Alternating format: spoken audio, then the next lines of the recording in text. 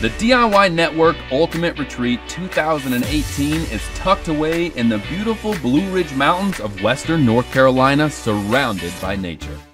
I'm in the backyard of this home where the view has been made the priority. Let me show you around. It all starts with this amazing octagonal deck. These custom-made chairs and amazing swings provide seating for 15 people around a gas fire pit. Next door, there's another more comfy seating spot situated around a two-way fireplace that will get lots of use in the fall.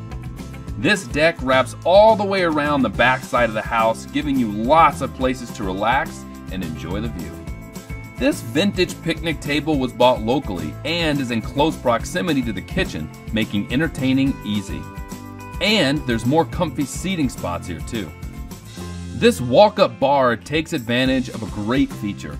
A pass-through window connects the inside for easy serving. Let's take a look at the backyard.